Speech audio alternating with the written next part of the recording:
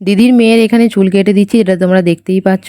তো ভাইফোঁটাতে বাপের বাড়ি গিয়েছিলাম, দিদি এসেছিল, মানুও ছিল। তোর চুলগুলো বড় হয়ে গেছিলো বলে দিদি বলছিল যে বিউটি পার্লারে নিয়ে যাবে, কিন্তু এত রোদ্দুর ছিল বলে আমি যাইনি।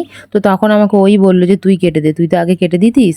তো বিয়ের আগে দিদি যখনই মানুকে নিয়ে আসতো, যখন চুল বড় হয়ে যেত, তো আমাকে প্রায় বলতো কেটে দিতে, তো আমি ওকে কেটে দিতাম। তো ছোটো থেকেই আমি ওর চুল কাটি। তো এখানে দেখো চুপচাপ বসে আছে, কিন্তু আগেও এত চুপচাপ বসে থাকতো না। তো এখন শান্তশিষ্ট হয়ে বসে আছে, তাই তেমন কোনো অসুবিধা হয়নি, কিন্তু মাঝে মাঝে উঠে পড়ছিল। তো এখানে মানুষ চুল কাটা হয়ে যাওয়ার পর বাপিও বললো যে আমার চুলগুলোও বড় হয়ে গেছে, তুই কেটে দে। আমি বিয়ের আগে বাপির চুলও কেটে দিতাম।